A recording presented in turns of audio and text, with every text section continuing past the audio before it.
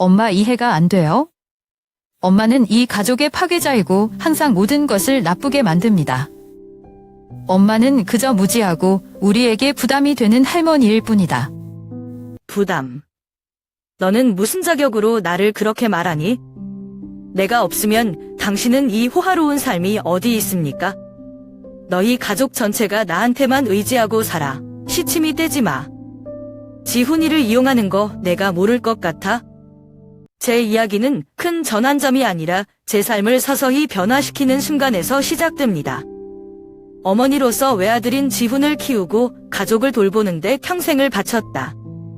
하지만 인생이 항상 내가 기대했던 대로 되는 것은 아니다. 아이들을 위해 내 희생과 사랑은 점차 지울 수 없는 상처가 되었다. 남편을 잃은 후에는 아들과 며느리가 저를 계속 돌봐주고 사랑해주는 사람이 될 거라고 생각해요. 하지만 그 대신 저는 제가 예상하지 못했던 냉담함과 배신감에 직면했습니다. 존경과 사랑이 사라졌을 때 나는 더 이상 참지 않기로 결정했다. 400억 원 복권에 당첨되면서 충격은 모두 달라졌다. 숫자로. 내 삶은 사랑과 희생으로 가득 차 있었지만 내가 더 이상 내 가족에서 존중받지 못한다는 것을 깨달았을 때 모든 것이 변했다. 남편이 죽은 뒤 아들과 며느리가 버팀목이 될 줄 알았는데 차츰 냉소와 상처가 우리 관계에 그늘을 들이우기 시작했다. 400억 원의 복권에 당첨된 예상치 못한 충격이 왔을 때 나는 더 이상 참지 않고 아무도 나를 가볍게 여기지 않도록 처음부터 다시 하기로 결정했다. 저는 서울 관악구에 사는 62세의 과부 임민자라고 합니다.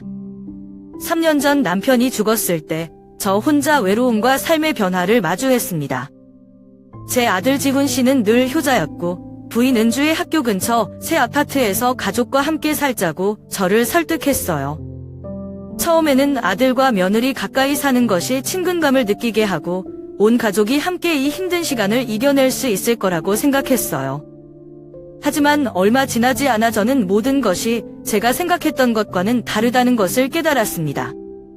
제가 처음 이사 왔을 때 은주가 따뜻하게 맞아줬어요. 그녀는 항상 나를 돌보고 맛있는 음식을 준비하고 나를 편안하게 느끼도록 모든 것을 차려주었다. 그러나 나는 그녀의 행동과 태도에 작은 변화가 있다는 것을 깨닫기 시작했다. 내가 주방에서 뭔가를 하고 싶을 때마다 그녀는 내가 더 이상 아무것도 하지 않고 쉬어야 한다고 말한다. 처음에는 그 보살핌에 감사하게 생각했지만 점점 더 내 집에서 자유롭지 못한 것처럼 느껴졌다. 그런 불편한 감정을 지훈이랑 대화해 본 적도 있지만 항상 일하느라 바쁘고 나중에 해결하겠다고 약속했어요. 나는 그의 일이 중요하다는 것을 이해하지만 그의 침묵은 내가 이 집에 설 자리가 없다는 것을 더욱 느끼게 한다. 은주는 나랑 대화가 점점 줄어들고 대신 자기 일에 집중하게 된다. 어느 날 그들 부부는 저녁 식사를 하러 집에 오지 않았고 나는 조용한 부엌에서 혼자 식사할 수밖에 없었다. 매일 저녁 창문 앞에 서서 밖을 내다볼 때 남편과 제가 오래된 집에서 함께 살았던 이전 날들에 대해 생각할 수밖에 없습니다. 그때 삶이 아무리 힘들어도 우리는 항상 함께하고 이야기하고 모든 것을 공유합니다. 이제 저는 이 집에서 소외감을 느낍니다. 아들과 며느리에게 짐이 되고 싶지는 않지만 가끔은 예전처럼 존경받지 못하는 아웃사이더처럼 느껴지기도 합니다. 가정의 변화에 대해 그들이 어떻게 느끼는지 묻고 싶지만 그 대답이 상황을 더 악화시킬 수 있을지 두렵다. 처음에는 은주가 저한테 관심이 많았는데 내가 집안일을 돕고 싶을 때마다 그녀는 엄마 그냥 쉬세요. 이 사소한 일에 신경 쓰지 마세요. 라고 부드럽게 거절했다. 저는 그녀가 제 건강만 걱정한다고 생각해요. 왜냐하면 제가 나이가 많고 예전처럼 건강하지 않기 때문이에요. 관심을 받는다는 느낌이 나를 안심시켰고 아들과 며느리가 나를 그렇게 대할 수 있어서 행복했다. 하지만 점차적으로 저는 이것이 제가 생각했던 것만큼 간단하지 않다는 것을 깨달았습니다. 은주의 거절은 더 이상 관심만이 아니었다. 내가 일어나 설거지를 돕거나 식탁을 닦을 때 그녀는 내가 그녀를 괴롭히듯이 나를 냉정하게 쳐다보고 돌아서기만 했다. 처음에 그 눈빛을 보았을 때 저는 제가 상상하고 있었다고 생각했지만 그 다음 순간 그것은 더욱 분명해졌습니다. 그녀의 눈빛은 나를 멀리하고 심지어 식사 중에도 그녀는 나와 거의 대화를 나누지 않는다. 나는 이 집에서 버려지고 있는 것 같다. 어느 날 식사를 마친 후 나는 몰래 부엌으로 가서 설거지를 했다. 은주는 제 뒤로 들어와서 제가 일하는 걸 보고 턱을 툭툭 치며 "엄마 안 피곤해요? 그냥 앉아, 일하지 마." 하지만 그녀는 돕는 대신 돌아서서 돌아가지 않았습니다. 나는 더 이상 이 가족의 일부가 아닌 것처럼 느끼며 거기에 서 있었다. 나는 단지 그녀에게 무슨 일인지 물어보고 싶었지만 더 긴장시킬까봐 두려웠다. 거실 지나가다가 은주가 전화로 친구들이랑 얘기하는 걸 볼 때가 있어요. 그녀는 즐겁게 웃고 나서 내가 나타나는 것을 보자마자 즉시 멈추고 아무 일도 없었던 것처럼 행동했다. 하지만 그녀의 태도 변화가 우연이 아니라는 것을 잘 알고 있다. 나는 바보가 아니다. 나는 차이점을 알아볼 수 있을 만큼 충분히 오래 살았다. 한 번은 지훈이가 힘든 하루 일과를 마치고 집에 오는데 제가 앉아서 느낀 점을 얘기해줬어요. 근데 은주한테 그걸 물어보니까 조용히 있다가 "덤마는 너무 과한 거 아니야?" 지훈은 더 이상 아무 말도 안 하고 고개만 끄덕이고 계속 밥을 먹었다. 그 느낌은 불쾌해요.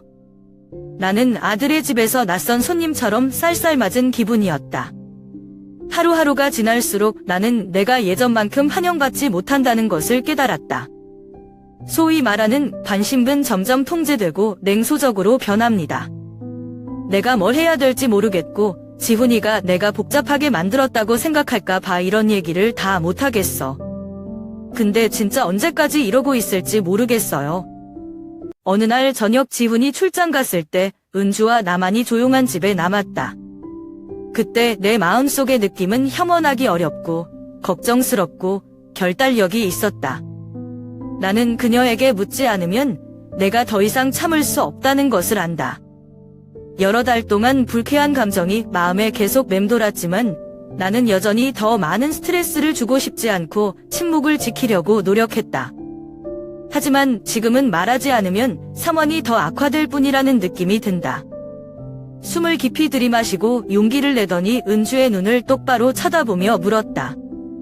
"은주야, 엄마가 너 불편하게 하는 거 있어?" 그녀가 올려다보며 음울한 눈을 하고 조용히 물잔을 탁자 위에 내려놓자 이 질문에 준비된 것 같았다.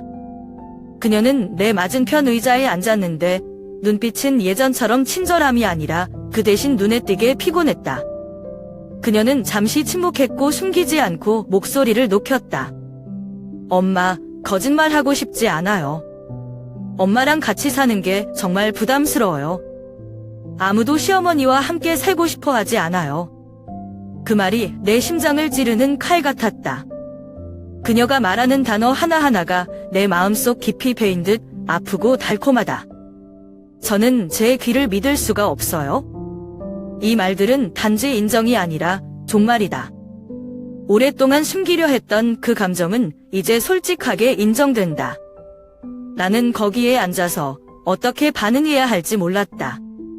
생각해본 적이 없는 것은 아니지만 며느리 자신의 말을 들었을 때 너무 갑작스럽고 고통스러웠다. 나는 경직되어 아무 말도 할 수 없었다. 방 안의 공기는 마치 멈추는 것 같았고 숨이 막힐 정도로 조용했다. 내 맞은편에 앉은 은주는 더 이상 아무 말도 하지 않고 내 반응만 기다렸다. 나는 그녀를 쳐다보고 나서 눈을 내 팔로 돌렸다. 제가 정말 뭔가 잘못했나요? 아무도 보고 싶어 하지 않는 그림자처럼 이 집안에서 투명 인간이 된 듯한 느낌이 점점 내 믿음을 죽이고 있다. 시간이 지났지만 고통은 여전히 나를 놓아주지 않았다. 그날 밤 저는 잠을 잘 수가 없었어요. 은주의 말이 계속 머릿속에 맴돈다. 제가 처음 이사 왔을 때 은주가 아직도 친절하게 챙겨줬던 시절이 생각나네요. 그러나 지금은 내가 시어머니이기 때문에 아무도 함께 살고 싶어 하지 않는 짐이 되었다. 이튿날 아침 은주와 마주치려다 아무렇지도 않다는 듯 차갑게만 대꾸했다. 그리고 나는 마음이 무거워서 모든 것이 괜찮은 척 할 수 없다. 이제 이 집안의 모든 걸음은 도전입니다. 그 다음 날들에 저는 점점 더 많은 거리감을 느끼기 시작했습니다. 제가 아들에게 격려가 필요할 때 그는 너무 바빠서 저는 이런 슬픔을 함께 나눌 곳을 찾을 수 없었습니다. 저는 다음에 무슨 일이 일어날지 모르지만 한 가지를 이해합니다. 인생은 항상 내가 원하는 대로 되는 것이 아니며 때로는 가장 가까운 사람들에게서 가장 큰 상처가 나기도 합니다. 이튿날 저녁, 지훈이가 하루 일과를 마치고 집에 왔을 때 나는 마음이 무거웠다. 그는 평상시보다 늦게 들어왔으며 집의 조용한 분위기에서 나는 더 이상 지체할 수 없었다. 나는 얼마나 오랫동안 내 마음에 괴롭히는 것들에 대해 그에게 솔직하게 말하기로 결정했다. 지훈아, 은주가 엄마가 여기 살기를 원하지 않은 거 알아? 나는 침착한 목소리로 그 질문을 던졌지만 마음속은 감정으로 가득 차 있었다. 나는 아들의 대답을 기다리며 그가 내가 겪고 있는 것을 이해하기를 바란다. 지훈은 엉거주춤 서 있었다. 그는 내가 이렇게 말문을 열 줄은 몰랐다. 나는 그의 눈빛에서 내가 방금 말한 진실을 마주할 준비가 되지 않은 것처럼 당혹감을 보았다. 하지만 그의 대답을 듣기도 전에 은주가 거실에서 들어오자 얼굴이 긴장됐다. 그녀는 나와 지훈이 이야기하는 것을 보고 심술궂은 목소리로 말했다. 엄마, 큰일 나지 마세요. 제가 솔직했는데 왜 자꾸 반복하세요? 은주의 말이 내게 찬물을 끼얹는 것 같았다. 나는 그녀가 분명히 모든 것이 긴장되어 있을 때 왜 그렇게 무감각한지 이해할 수 없다. 벌떡 일어나니 가슴이 벅차오르는 분노의 기운이 감돌았다. 내 눈이 이글거리는 것 같았고 나는 그녀를 손가락으로 가리켰다. 긴장된 목소리. 당신을 곤란하게 하고 싶어서 다시 말하지 않았다. 나는 내 아들이 이해하기를 원하기 때문에 반복한다. 당신은 나를 어떻게 대했는지. 방 전체가 갑자기 조용해졌다. 지훈은 이 상황을 어떻게 처리해야 할지 몰라 나와 은주를 번갈아 쳐다봤다. 은주는 아무 말 없이 거기 서 있었지만 나는 그녀의 숨결 하나하나에 긴장감이 느껴졌다. 그 침묵은 마치 시간이 멈춘 것처럼 오래 지속되었다. 저는 더 이상 참을 수 없어요. 존경심을 가지고 대하지 못한 지 얼마나 되었습니까? 아들의 집에서 내가 무시당하는 것 같아서 숨쉬기가 힘들다. 은주가 입술을 오므리고 나를 향해 걸어오는데 눈빛이 도전적이었다. 그녀는 오래 침묵하지 않으려 한다. 덤마는 멈출 수 있어? 엄마가 불편하면 우리 집에 갈 수 있다고 말했잖아요. 강제 안 시켜요. 그 말이 가슴을 졸이게 했다. 방 안의 공기는 마치 걸쭉한 것 같았고 나는 내 안에서 분노가 치밀어 오르는 것을 느꼈다. 그녀가 어떻게 그런 말을 할 수 있었을까? 이곳은 제 아들의 집이고 저는 몇 년 동안 이곳에 살았지만 지금은 낯선 사람처럼 밖에 내몰리고 있습니다. 지훈은 손이 얼떨떨해 가운데 섰지만 목소리를 내지 않았다. 나는 그를 바라보았고 깊은 실망감이 마음속에서 솟아올랐다. 이해할 수 없니? 너는 내 아들이고 나를 보호해야 한다. 왜 며느리가 엄마를 대하도록 놔뒀어? 목이 메어 울분을 멈출 수가 없었습니다. 은주는 외면하고 대답도 하지 않았지만 그 침묵은 상황을 더욱 악화시켰다. 이제 은주 씨뿐만 아니라 아들에게도 상처를 받고 있습니다. 이 가족에 대한 나의 감정은 산산조각이 나고 치유할 수 없는 것 같다. 저는 이 일이 어떻게 끝날지 모르지만 한 가지 이해합니다. 시어머니와 며느리의 관계는 단순히 보살핌이나 사랑만이 아니라 존중과 이해입니다. 그리고 만약 그렇지 않다면 모든 것이 모호해지고 모순으로 가득 차게 됩니다. 지훈은 우리 둘 사이에 서서 어리둥절한 표정을 지으며 상황을 진정시키려는 듯 손을 살며시 나를 향해 흔들었다.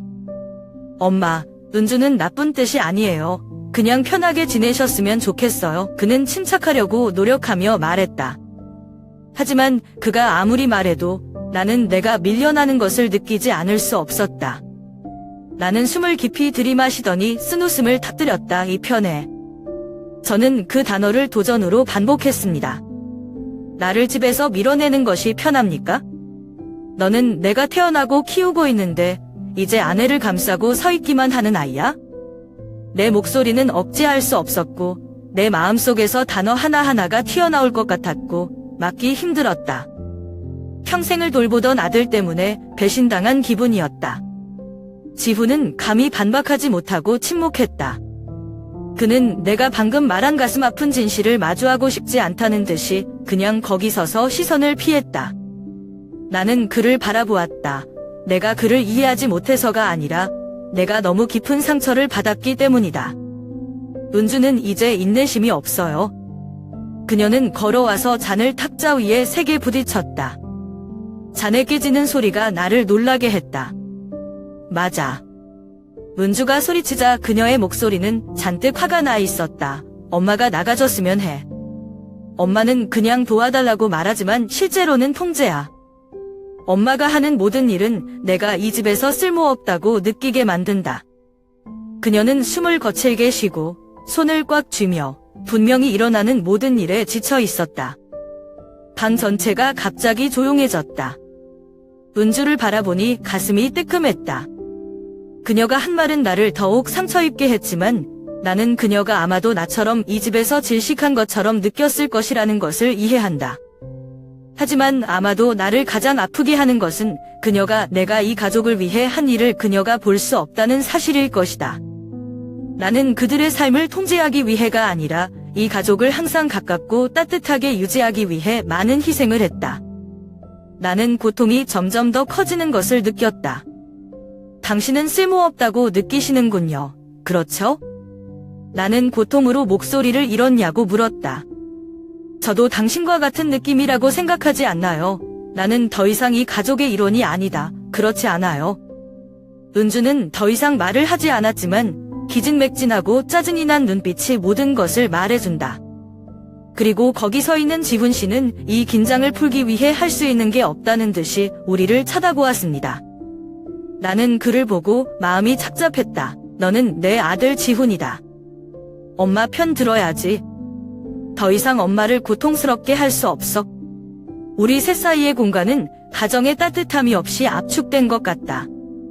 말로 표현할 수 없는 감정들이 내 마음속에서 끓어오르고 있다.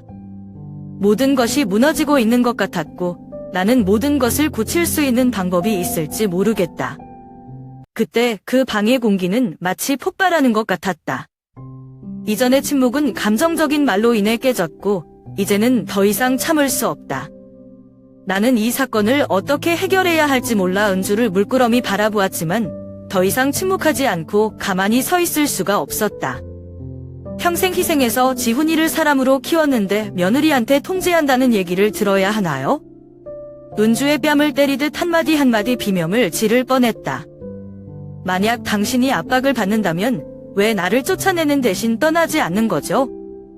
제 마음은 꽉 조여지는 것 같았고 제 분노에 찬 말들을 통제할 수 없을 정도로 모욕적이고 잘 이해되지 않았습니다.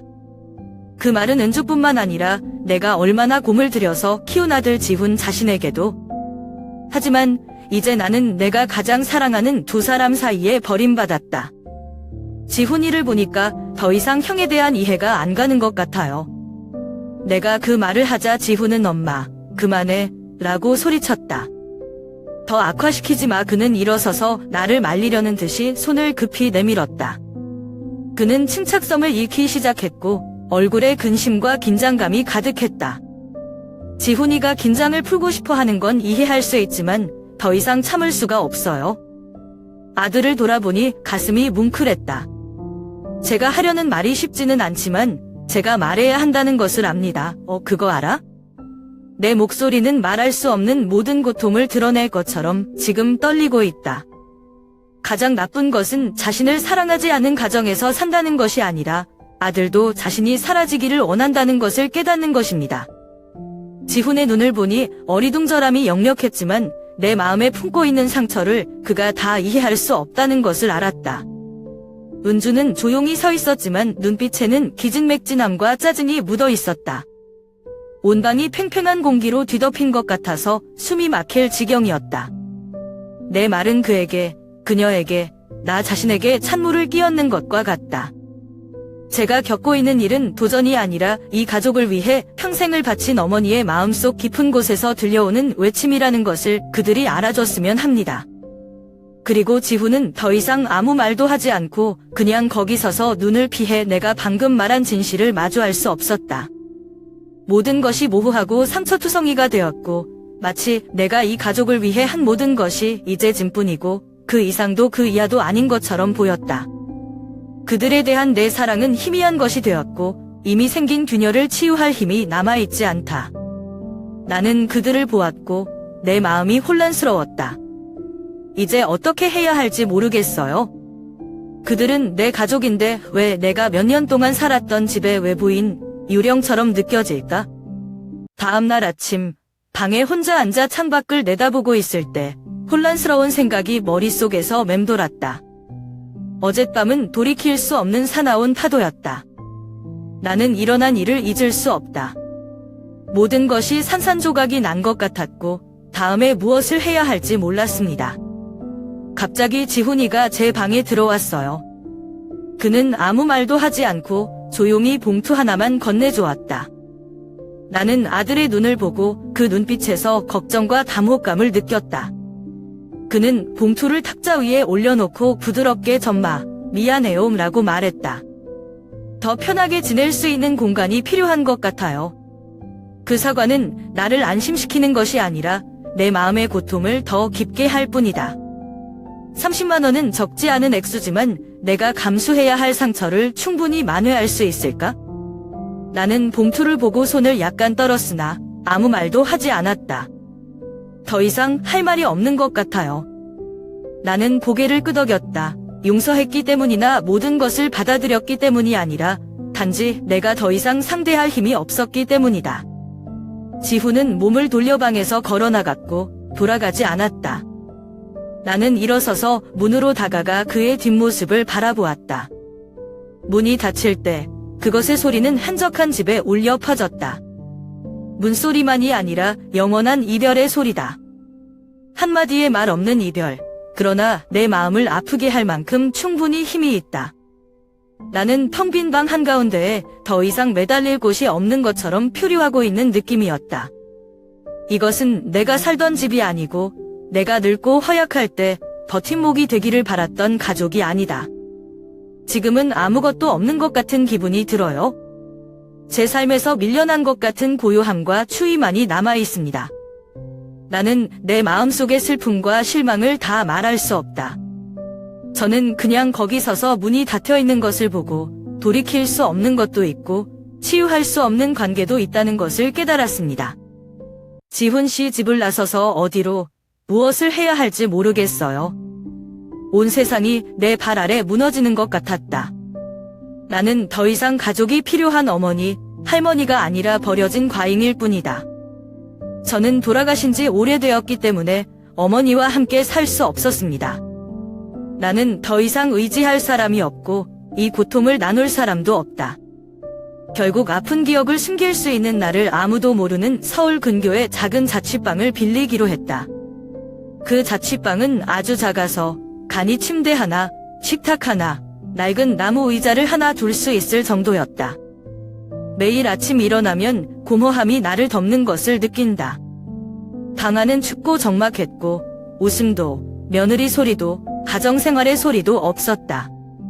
어머니 시절부터 익숙했던 찬밥과 김치뿐이었는데 이제는 싱겁고 영혼이 없어졌다. 나는 먹을 때 아무 맛도 느껴지지 않는다. 유령 같은 외로움이 매일 나를 괴롭힌다. 저는 그냥 거기 앉아서 무엇을 해야 할지, 누구를 찾아가서 이야기를 해야 할지 몰랐습니다. 끊임없이 쏟아지는 생각과 눈물만 홀로 남겨져 있다. 지난 며칠 동안 나는 내가 몇 년 동안 살았던 도시에서 이방인처럼 느껴졌다. 가끔 지훈 씨로부터 전화가 오기도 하지만 그의 목소리를 들을 때마다 그 어느 때보다 소외감을 느낀다. 그는 나를 걱정한다고 말했지만 나는 그런 걱정은 필요 없다. 저는 진정한 이해와 관심이 필요합니다. 당신은 제가 가장 필요할 때 제 편을 들어주지 못했는데 이제 제가 돌아오길 원하세요? 말도 안 돼. 나는 더 이상 내가 아닌 곳으로 돌아갈 수 없어. 그리고 조용한 저녁, 창밖을 내다볼 수밖에 없을 때 옛 가족이 생각납니다. 지훈이 어렸을 때 온 가족이 모여 앉아 밥을 먹으며 이야기를 나누던 시절이 생각납니다. 이제 나는 그 모습을 찾을 수 없다. 지금 내가 가진 것은 고모함과 외로움뿐이다. 얼마나 오래 계속 그렇게 살 수 있을지 모르겠어요. 그 질문들이 내 머릿속에서 맴돌았다. 내가 왜 이걸 참아야 하지? 내가 왜 버림받았을까? 하지만 아무도 대답하지 않았습니다. 저 말고는 아무도 제 기분을 이해할 수 없어요. 배신감과 외로움은 나를 끊임없이 울게 했지만 그 눈물은 아무것도 바꾸지 못했다. 어느 날 서울 변두리의 거리를 무작정 헤매다 보니 아무도 눈치채지 못한 작은 골목을 조용히 넘어가는 귀신 같은 느낌이 들었다. 저는 외로움에 익숙했지만 그날따라 뭔가 바뀌었어요. 날이 저물기 시작했고 오후에 노란 불빛이 갈라진 콘크리트 길을 내리쬐었고 산들바람이 불어와 내 마음을 더욱 고무하게 만들었다. 작은 골목을 지나다가 나는 갑자기 한 노인이 고물차를 끌고 있는 것을 보았다. 그는 천천히 걸었지만 매 걸음마다 유별나게 강인함을 지니고 있었다. 그는 낡은 물건과 금속 부스러기를 담은 큰 자루가 한적한 길에서 끌려나갔다. 처음에는 그저 평범한 광경으로 보였지만 이내 굳세고 결연한 눈매인 그의 눈빛이 나를 멈추게 했다. 그는 잠시 나를 쳐다보더니 다시 자신의 일을 계속했다. 하지만 왠지 모르게 마음이 흔들렸다. 그의 불굴의 눈빛은 어려운 환경에서도 인간은 굳건히 설 수 있고 계속 살아갈 수 있는 방법을 찾을 수 있다고 말하고 싶은 듯 했다. 나는 문득 내 생각을 했다. 지난 몇 달 동안 나는 내 인생에서 유령처럼 살았다. 내가 이 잔해에서 계속 올라갈 수 있을까? 제가 더 바랄 것이 있을까요? 하지만 그 노인을 보면서 저는 사람들이 어떻게든 다시 시작할 수 있고 파묻혀도 일어설 수 있는 방법을 찾을 수 있다는 것을 깨달았습니다. 내가 왜 그렇게 느끼는지 모르겠다. 아마도 그의 강인함이 내가 오랫동안 잊고 있었던 나의 일부를 일깨워줬을 것이다. 그 노인은 가난하고 힘들었지만 여전히 그의 일을 하며 원망하거나 불평하지 않았다. 그는 그냥 계속 살았습니다. 그리고 저는 어쩌면 그렇게 해야 할지도 모릅니다. 누군가를 만족시키기 위해서가 아니라 무엇을 증명하기 위해서가 아니라 단지 내가 살아야 하기 때문에 계속해야 한다. 저는 그에게 다가가기로 결심했습니다. 무엇인가가 저를 자극하는 것을 느꼈습니다.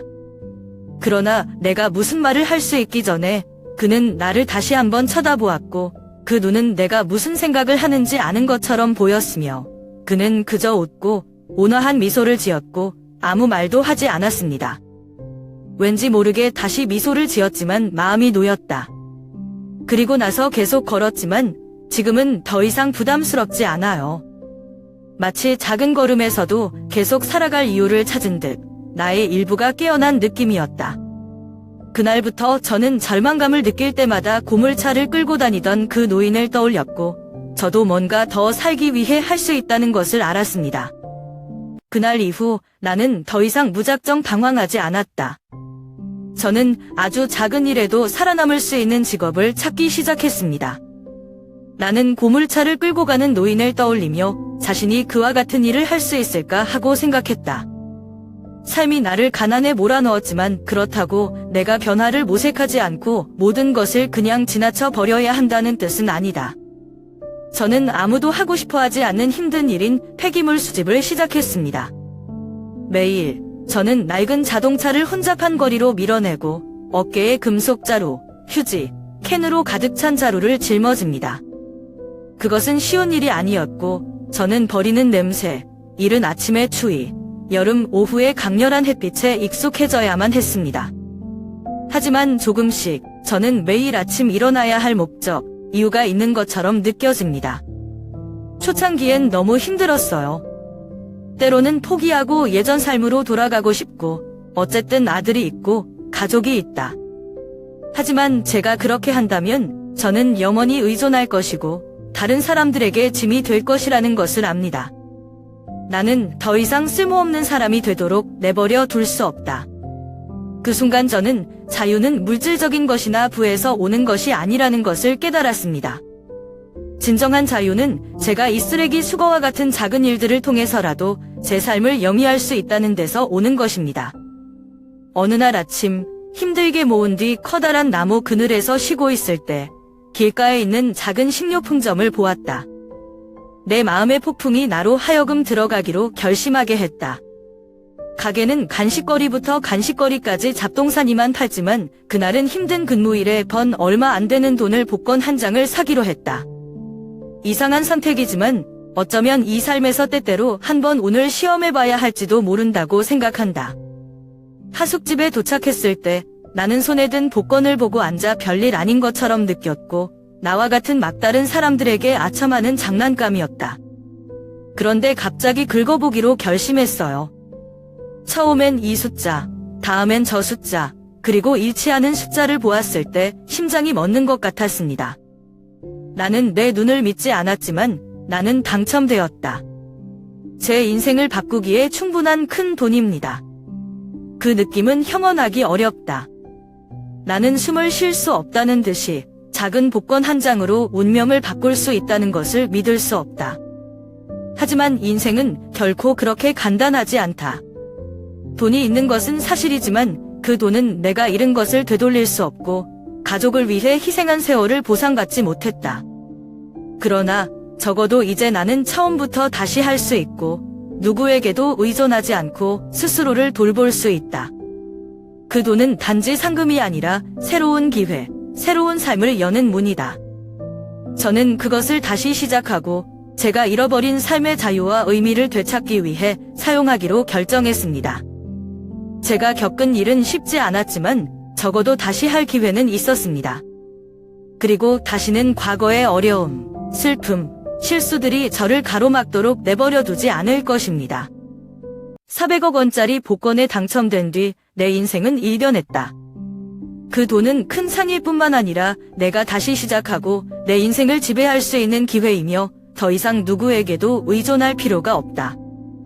나는 그것을 나 혼자 간직하지 않고 이 돈으로 내가 잃은 것을 되찾기로 결정했다. 제가 내린 첫 번째 결정 중 하나는 제가 살던 지훈과 은주의 아파트로 지울 수 없는 고통과 실망의 추억이 깃든 곳을 인수하는 것이었습니다. 한때 우리의 보금자리였지만 지금은 내 마음의 상처를 무겁게 가지고 있다. 나는 복수를 위해서가 아니라 처음부터 다시 할 수 있다는 것을 주장하기 위해서 소유권을 되찾고 싶다. 그것은 오랫동안 외로움과 상처 속에서 살아온 나의 가장 중요한 결정이었다. 나는 그들이 더 이상 약한 사람이 아니고 더 이상 고통받는 사람이 아니라는 것을 알았으면 좋겠다. 아파트를 산 후에 나는 서둘러서 그들을 만나지 않았다. 시간이 흐르면서 다른 시각에서, 다른 입장에서 그들을 돌아보고 싶습니다. 모든 것이 변했어요. 그러던 어느 날 저는 그들을 만나러 가기로 결심했습니다. 완전히 다른 마음으로 그 집에 들어갔습니다. 지훈 씨 집 현관 앞에 서면 어느 때보다 가슴이 뛰는 것 같아요. 그것은 제 아들의 집이었지만 지금은 제 것이 되었습니다. 문이 열렸고 나는 들어갔다. 거실에 앉아있는 지훈과 은주는 제가 여기 올 줄도 모르고 제가 여기 앞에 있을 줄도 모르고 전혀 다른 모습으로 서 있을 줄도 몰랐어요. 저는 이 아파트를 다시 샀습니다. 제가 시작했죠. 제 목소리에 분노는 없었지만 단호했습니다. 이 집은 이제 어머니의 것입니다. 다른 곳을 찾을 수 있는 4개월 나는 그들의 눈을 보고 화를 내지 않았지만 내 목소리의 확신은 그들을 저항할 수 없게 만들었다. 지훈과 은주는 귀를 믿을 수 없다는 듯 입을 다물고 있었다. 은주가 나를 한참 쳐다보다가 어쩔 줄 몰라 하는 눈빛을 지훈에게로 돌렸다. 두 사람은 침묵했고 변화를 받아들일 수 없을 것 같았다. 하지만 지훈은 두 눈에 온갖 후회와 아픔을 안고 일어섰다. 그가 내 앞으로 다가와 무릎을 꿇고 손을 떨었다. 엄마, 죄송해요. 제가 틀렸어요. 용서해주세요. 그의 목소리는 뭉클했고 아마도 그는 이 상황에서 저와 마주칠 것이라고는 전혀 생각하지 못했을 것입니다. 그때 내 안에 모든 감정이 떠오르는 것 같았다. 아무 말도 하지 않은 채 아들을 바라보았지만 마음속에는 거센 파도가 일었다. 뭐라 답변해야 할지 모르겠네요. 어떻게 제가 일어난 모든 일을 쉽게 용서할 수 있을까요? 어떻게 내가 겪었던 날들을 잊을 수 있을까? 하지만 저는 또한 이 상황에서 용서가 쉬운 것이 아니며 확실히 제가 즉시 결정할 수 있는 것이 아니라는 것도 이해합니다. 나는 거기 서서 조용히 내 앞에 무릎을 꿇고 있는 지훈을 바라보았다. 이 광경은 받아들이기 힘들지만 저는 우리가 여전히 가족이라는 것을 깨달았습니다. 그리고 아무리 상처를 받아도 과거에 연연할 수 없다. 어쩌면 내가 지난 것을 버리는 법을 배워야 할 때일지도 모르지만 내가 할 수 있을까? 거기 서서 지훈이랑 은주를 보면 가슴이 찢어지는 것 같아요.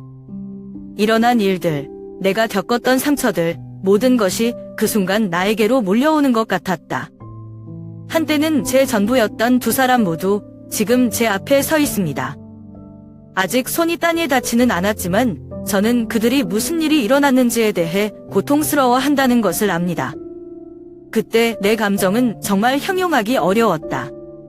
분노, 좌절, 불안감까지 모든 것이 뒤섞여 무엇을 해야 할지, 무엇을 말해야 할지 막막했다. 우리 셋 사이의 공간이 막히는 것 같았다. 은주는 제 말을 듣고도 가만히 있었는데 눈빛이 감히 저를 직접 볼 수가 없었어요. 그녀는 침착하려고 애쓰는 것 같았지만 나는 그녀의 마음이 편치 않다는 것을 알았다. 내 아들 지훈은 고개를 숙인 채 비참하고 고통스러운 표정을 짓고 있었다. 사실 그들이 어떻게 느끼는지 모르겠지만 저는 제가 무엇을 겪어야 하는지 잘 알고 있습니다. 그리고 때때로 용서는 쉽게 오지 않습니다. 특히 상처가 너무 클 때 말이죠. 잠시 침묵한 후 나는 더 이상 감정을 유지할 수 없었다. 나는 숨을 깊이 들이쉬고 천천히 목소리를 냈고 내 목소리에는 침착하지만 모든 결심이 숨겨져 있었다. 엄마는 너희들을 쫓아내지 않을 거야. 하지만 엄마도 인간이고 존중받아야 한다는 것을 기억하세요. 나는 말을 마치고 그들을 더 이상 보지 않고 돌아서서 창밖을 바라보았다. 내 안의 모든 것이 다 터지는 것 같았다. 나는 더 이상 그들이 상상하는 온화한 엄마가 아니며 모든 것을 쉽게 받아들일 수 있는 사람이 아니다. 하지만 나도 내 가족의 적이 되고 싶지 않다. 존중은 제가 필요한 최소한의 것입니다. 그들뿐만 아니라 저 자신으로부터도요. 저는 완벽한 엄마가 아니며 확실히 실수가 없는 사람도 아닙니다. 하지만 저는 평생 지훈이를 키우고 그와 이 가족을 보호하는 데 바쳤습니다. 제가 원하는 단 한 가지는 인정받고 공평하게 대우받는 것입니다. 나를 그렇게 내팽개쳐진 사람으로 만들지 마라. 비록 제가 더 이상 이 가족에서 중요한 유일한 사람은 아니지만 저는 여전히 아이들의 엄마이자 할머니입니다. 적어도 이 가족을 위해 너무 많이 희생했을 때 나는 존경받을 자격이 있다. 지훈이가 저를 한참 쳐다보다가 일어섰어요. 그는 아직 아무 말도 하지 않았지만 나는 그의 눈에서 진정한 후회를 보았다. 은주는 아무 말도 못하고 조용히 있었어요. 둘은 공기 중의 변화를 느끼며 그냥 서 있었다. 저는 그들이 쉽게 받아들이지 않을 것이라는 것을 알지만 적어도 저는 제가 해야 할 말을 했고 저는 이 결정을 후회하지 않습니다. 그날 오후 남은 시간 동안 아무도 더 이상 말을 하지 않았다. 그 집의 공간은 무거워졌지만 나는 적어도 한 가지 제한을 두었다. 그들이 존중해야 할 한계?